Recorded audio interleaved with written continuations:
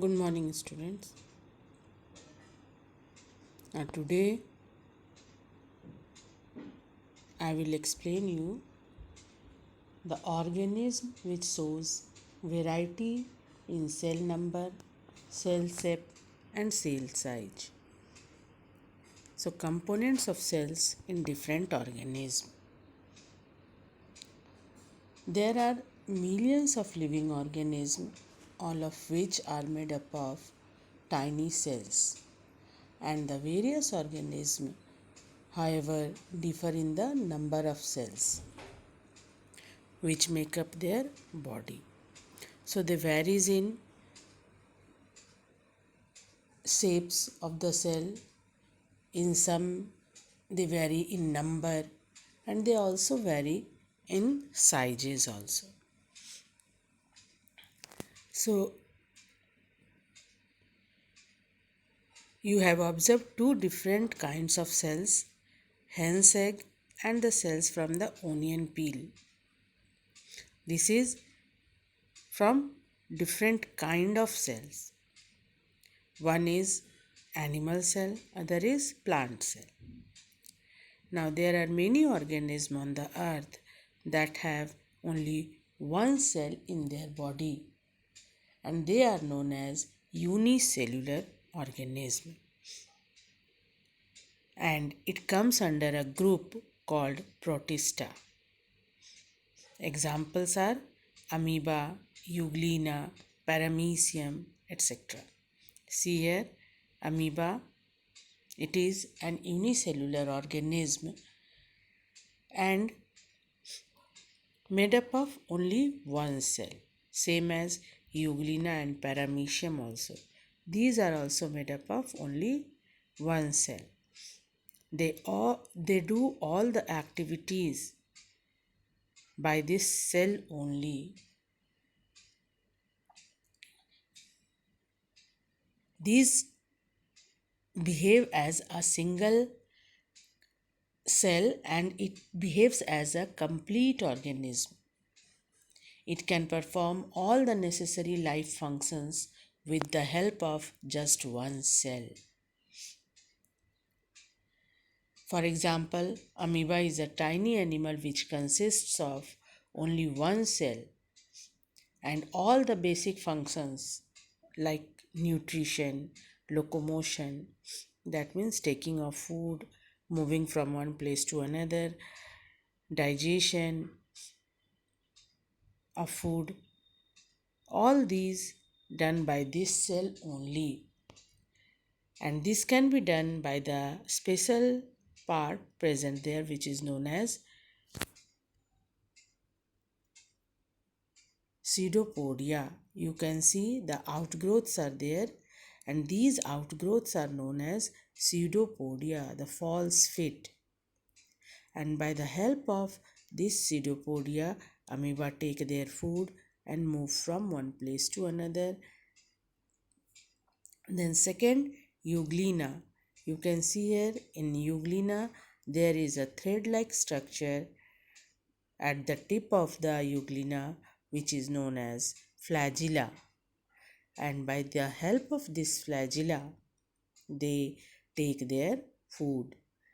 In paramecium you can see there many small hair-like structure on the cell, and this hair-like structure is known as cilia, cilia, cilia, and by the help of this cilia paramecium take their food and move from one place to another. So this is variety of organism having different number of cells in their body, same as some other animals are there which are made up of multicellular animals, that means multicellular animals, that means made up of many cells. This is called variety in shape of cells. Multicellular animals or multicellular organisms are human beings, plants, animals, all are made up of many cells. The cells in multicellular organism can have many different sizes, and this is called variety in size of cells. Variety in shape of cells. A nerve cell in human being is a long and branched, whereas a muscle cell is pointed at both ends. So it varies in shape.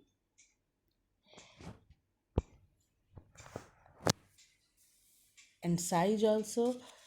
They sometimes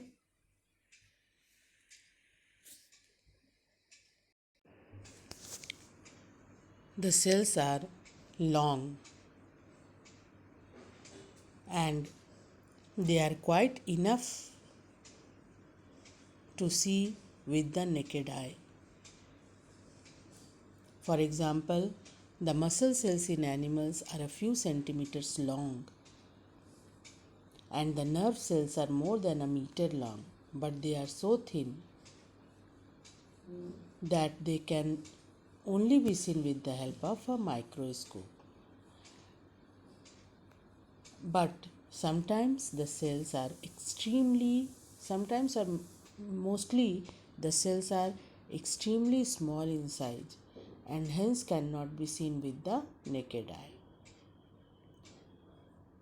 It is very small.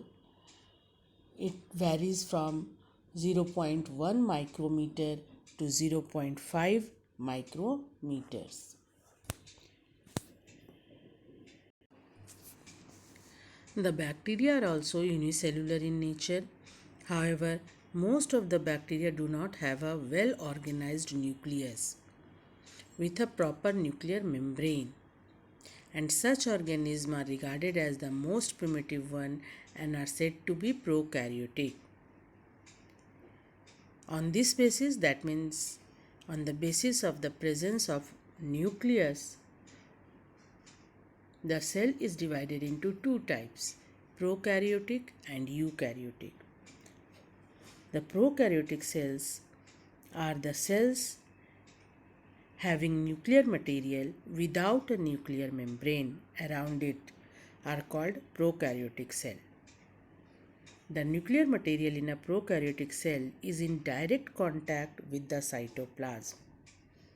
That means prokaryotic cells do not have real nucleus. For example, bacteria and unicellular organism is known as such as blue-green algae are prokaryotes. That means they do not have true nucleus and the nuclear material are in direct contact with the cytoplasm.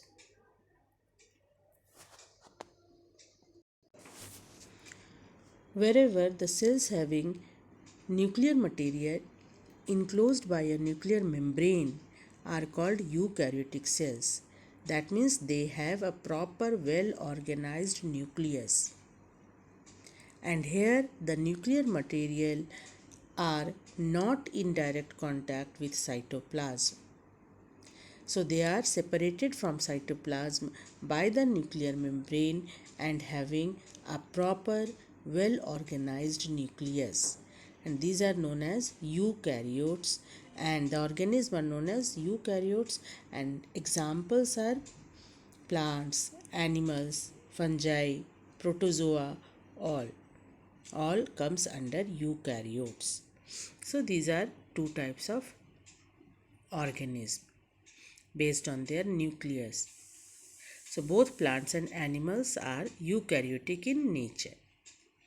Now the difference between plant cell and animal cell already I have discussed you in previous video.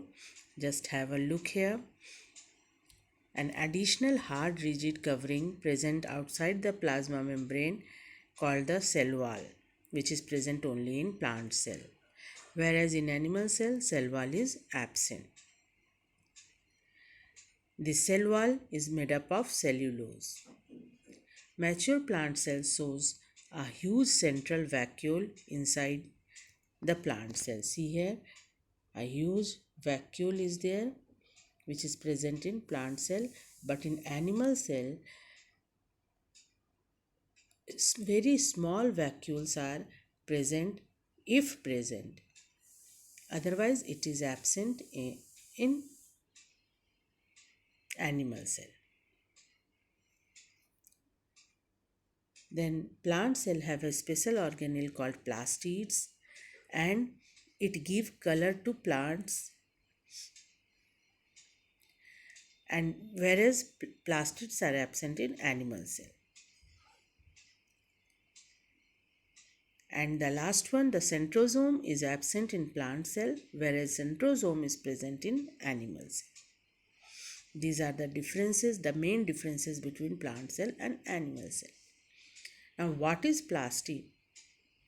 Plastids are very important organelle as they serve as the means of classification of cells into plants and animals. All cells that contain plastids are classified as plant cells, and there are three types of plastids in the plants: chloroplast, chromoplast, and leucoplast. Chloroplast, the green pigment which is present in chloroplast, and these green pigments gives green color to the leaves. And so the leaves prepare the food by the help of sunlight, and so it is known as food factory of the cell. Chromoplast, these contain pigments with colors other than green. That means the different colors, the red, violet colors in the plants is due to this chromoplast. The flowers and fruits get their color due to chromoplast. For example, tomatoes are red due to the red pigment present in it. Same as the brinjals are violet due to chromoplast present there, the chromoplast violet colors present there. And the last one, the leucoplast, these plastids do not contain any pigment. They help in the storage of food in the plant body. So these are the three types of plastids which are present in plants.